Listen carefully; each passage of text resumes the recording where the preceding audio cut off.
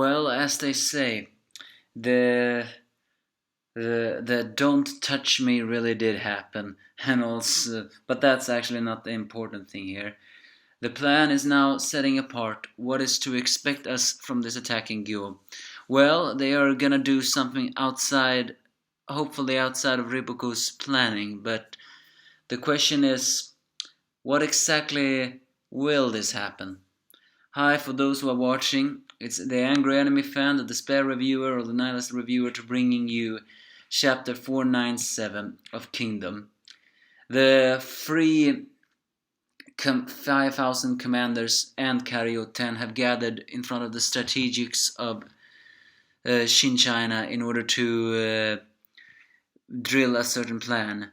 Of course, Shin doesn't know what Gyu is, but they all tell them that while Canton is South's capital, Gyu is actually among the most biggest of them all. And while Moten says that it is interesting but also insane, he also knows that as he said in the last chapter, the entire Riboku's fortifications have been very fasting, and that is actually while he praises his sensei. But Ohon, the skeptic, and well, let's just face it, the guy who considers himself a realist, says this is nothing more than a suicide mission, and actually a little bit bullies Moki when he says that, saying that while Moki defends that they have no intention of sending them all to their deaths, Ohon believes that that this will be nothing more than a suicide mission, because even if they do draw Saul's attention, how will they get supplies cut off the line? Meaning for Ohon, this is nothing more than a distraction of sacrificing their lives in hope that Saul takes their eyes off of them. But and he also believes this is for lacking confidence in his plans. Well, he has some balls saying that to the strategics of the people. So the sensei Shobun-kun begins to talk of what he really was. It's not like they have no faith in strategy. It's just that he believes that all these free units will have a very important role to play. So, and then he actually begins to say something that I think a lot of us suspected. He begins to talk that while they have tried to create many different counters, there is also the fact that this is Riboku they're dealing with. And if you ask me, I'm very certain even Riboku have had this in his mind. I mean, if you think about it, Riboku has that monster that doesn't consider himself human. The what did I already forgot his name? Oh, how embarrassing. Well, either way, he has that monster, and it wouldn't surprise me if he has intended to let him stay there, yes, for this purpose. In fact, is this arc gonna be the arc where that man finally gets slayed? I hope so, but who knows? But he also says that the Shobun-kun begins to talk that this is actually more like it's not like they're gonna drill a certain strategy into the minds of these commanders, but it's not to the fact that they're gonna follow it to a T. They're gonna take what they have learned from this and then make a good judgment based around what they see from the field. Otherwise, I wouldn't exactly call this an improvisation, but more like this is a way to nurturing their abilities and make the right call. If they make the false call without following the strategy that they have gonna learn now, they will all die. But if they can make the right choice in the right situation from what they see and from what they learn from this, then they can turn things around, and in a way that not even Riboku can see. And that is their true plan, so to speak. But he also says that if he cannot live up to their expectations, then Gyo is dead. And so Sei arrives, and for the first time Ohon actually bows. Well, actually that's not surprising. he only considers nobles to be above him and technically say is the king, so yeah, of course he would bow. But it's actually pretty rare to see a man so prideful and arrogant like Ohun bowing. But so and even he is shocked when Sei says it's no need to kneel. It's like I like you to listen on equal teams. And yes, in case you're wondering, even Shin and Moten kneeled. Shin did that a bit awkwardly, seeing that how good friends he is with Sei. But then Moten he is the most of all the three commanders. Moten is the most modest one. Still don't know why he doesn't talk with a Boku accent, but that's beside the point. Either way, he begins saying that this is the most difficult trial and it's standing in the way of their plan of unification. Therefore, gives his saying that the three of you must make your name roar for the lands of this battle and evolve into generals. Therefore, you must not die here. So he gives some kind of man hug to the two commanders and says that nothing to worry about, we will do it all. And then, of course, Ohan saying, don't touch me, and Shin says, ouch. So, yeah, I think there was someone who actually said, when he saw that picture of Shin hugging them, he said, I think Ohun's gonna punch Shin, and yeah, he did. Don't touch me indeed. But the chapter ends with a very strange cliffhanger. Karyuten, who has been kind of quiet up until now, actually asked that while this is all important, who is the supreme commander of this entity, of this Gyu invention, for a battle of this difficulty? Exactly who have you chosen for this task? And unfortunately, we don't get to learn that. So, yeah, how about we start talking? Who has he chosen for the Supreme Commander? You know, strangely enough, well, maybe not that strangely enough, but if I think about one, I'm actually thinking of Karyuten.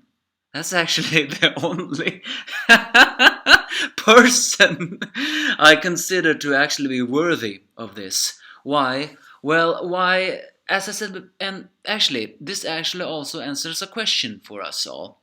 There were so many people who actually said, why is Karyuten there? And I think there was someone who actually praised me for considering Karyuten to be among these three commanders as a prodigy of the war. Although another say then, why wasn't Kyokai there?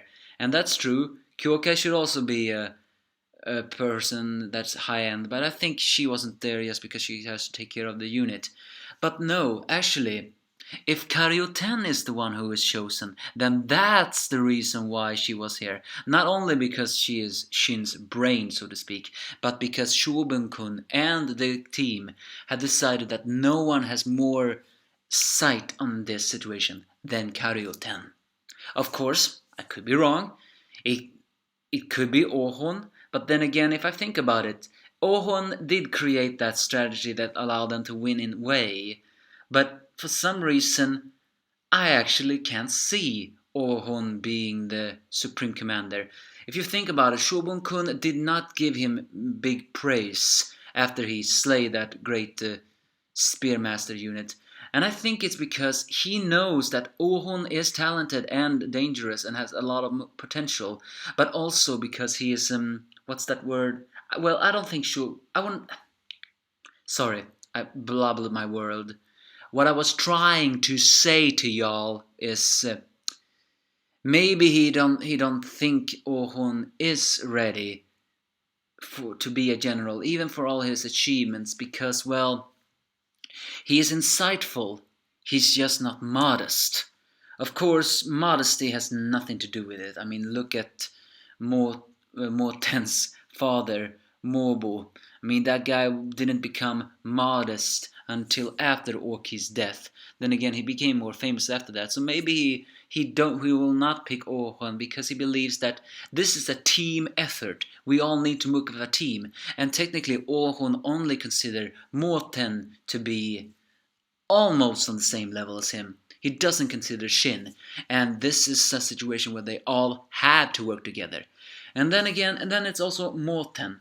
Morten is the guy who is actually the least, I wouldn't, maybe least development is the wrong word for this situation. But what I mean by that is, as his younger brother Morki says, he's a lover of freedom and he doesn't like to be put down.